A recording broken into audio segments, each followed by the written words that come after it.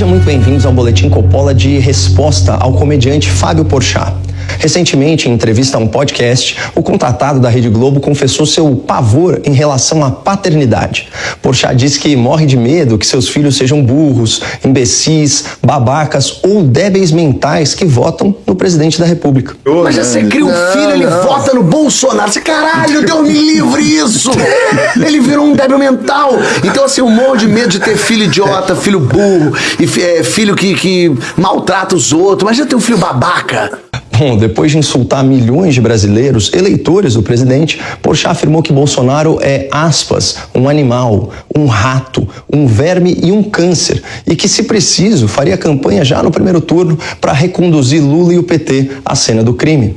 Para justificar sua posição, Porchat afirmou que Bolsonaro não tem humanidade, que mente descaradamente, que ele é responsável pela fome no Brasil e comanda um governo muito corrupto. O Fábio Porchat tem todo o direito de não querer ser pai por medo de ter um filho idiota ou babaca. Aliás, ninguém vai julgá-lo por isso. E assim como qualquer pessoa numa democracia, o Porchat também tem direito à sua própria opinião, por mais disparatada que ela seja. Mas o Fábio Porchat não tem direito aos seus próprios fatos. E é com fatos que nós vamos demonstrar que a balança moral desse comediante global está muito desequilibrada. Bom, antes de apontar com fatos e números toda a desinformação no discurso do Fábio Porchat, eu queria chamar a atenção de vocês para uma contradição elementar na postura dele. Reparem que coisa bonita que ele fala nesse trecho aqui da entrevista. Nesse país que a gente tá, nós somos o topo da cadeia. Nós podemos escolher ser quem a gente quer ser. Vamos escolher ser legal. Vamos escolher ser gente, né?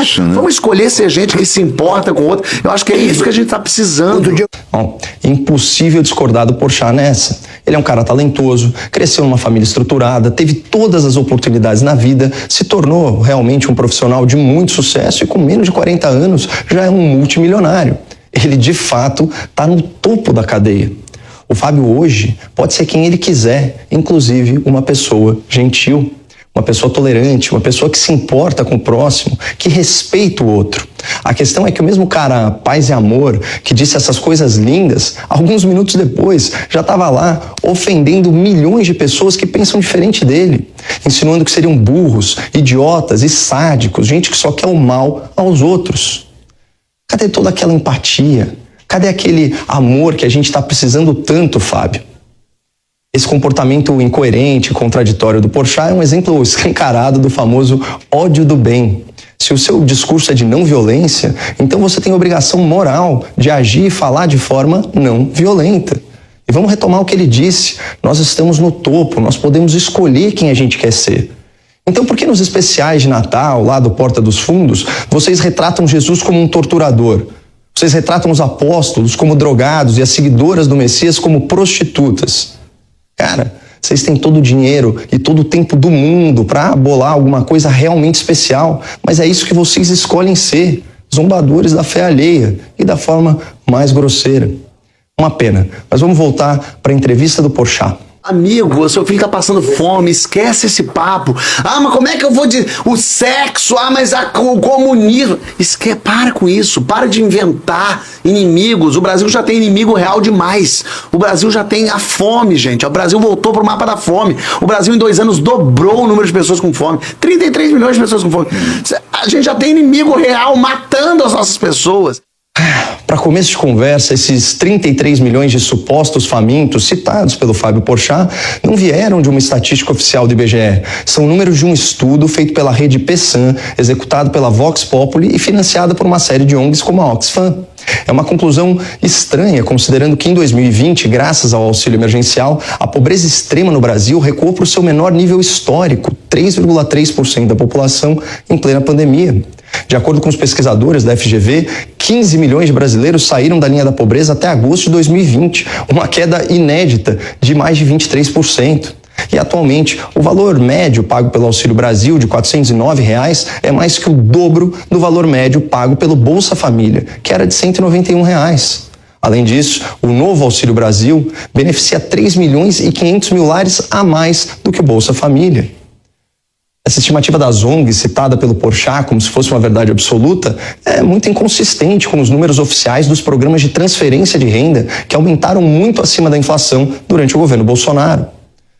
Na verdade, segundo o IBGE, foi no governo Dilma, a partir de 2013, que a insegurança alimentar avançou no país, crescendo mais de 60% em menos de 5 anos e retornando para o mesmo patamar do começo do governo Lula. Sem falar nos 52 milhões de brasileiros abaixo da linha da pobreza no final do governo petista. Por isso, não é nenhum absurdo temer que ideias de inspiração comunista ou de inspiração socialista voltem a ter protagonismo no governo federal. Basta ver o que está acontecendo na Argentina ou na Venezuela, isso em termos de inflação, de miséria, de insegurança. Para tirar este animal, este verme, este câncer que está no poder, eu vou pintado de estrela vermelha cantando Lula lá, voto apertando 300 vezes. Para justificar o seu fetiche eleitoral e defender o seu voto em Lula, o Porchat usa como pretexto não apenas os dados não oficiais sobre a fome, mas também sua preocupação com a corrupção, a violência e a pandemia. Ele não deve se lembrar da atuação do PT contra a MP do programa BEM, que salvou mais de 20 milhões de empregos formais em 2020. E talvez ele não tenha assistido a esse vídeo do Lula celebrando politicamente a Covid-19. Ainda bem que a natureza, contra a vontade da humanidade, criou esse monstro chamado coronavírus, porque esse monstro está permitindo que os cegos enxerguem, que os cegos começam a enxergar, que apenas o Estado é capaz de dar solução a determinadas crises. O Porchat também acusa o presidente de promover a violência. Mas qual a minoria que foi física ou juridicamente perseguida pelo governo nesses quase 4 anos? Pessoal, que tal abandonar um pouco as narrativas e olhar para os números que mais importam? No último ano do PT no poder, morriam mais de 7 pessoas por hora vítimas de homicídio. Foram aí mais de 61 mil mortes em 2016. Já em 2021, o ano passado, esse número atingiu o menor resultado da série histórica. 41 mil mortes violentas, 20.500 óbitos a menos do que na era petista. Mas dentre todos os malabarismos retóricos no discurso do Porchat, esse aqui se destaca muito. Antes de a gente começar a falar de corrupção, que tem nesse governo muita corrupção nesse governo, a gente tem que falar de dignidade humana. Uma pessoa que é um ser humano, que não é objeto, não é um cara que não gosta do outro, que provoca ira, raiva, que mente descaradamente. Não, peraí, Porchat, você vai votar no Lula porque o Bolsonaro é mentiroso? Pelo amor de Deus, cara, o Lula chegou a ser condenado em 3 instâncias por 20 juízes por corrupção e lavagem de dinheiro. E ele ainda tem a cara de pau de se dizer inocente. Nosso Pinóquio do São Bernardo está flagrado em vídeo, se gabando de passar a vida mentindo sobre a pobreza no Brasil. E isso só para ganhar popularidade. E outra coisa, Fábio, de onde você tirou tantos casos de corrupção no atual governo? Por favor, faz uma lista com o número do processo judicial, o valor efetivamente desviado e quem se beneficiou do esquema. Porque se for para falar de PT e companhia, há centenas de envolvidos, incluindo o próprio Lula, e bilhões e bilhões de reais em desvios comprovados pela justiça. Aliás, o Porchat, ele repete a exaustão na entrevista que o atual governo é muito corrupto. É uma acusação sem provas, mas o intuito dele não é ser justo, nem falar a verdade. O seu objetivo é criar uma falsa equivalência entre Lula e Bolsonaro, como se eles fossem moralmente iguais, culpados pelos mesmos crimes. Não são. Nessa eleição, só há um ex-criminoso, um ex-condenado e um ex-corrupto. E isso é um fato, não uma opinião.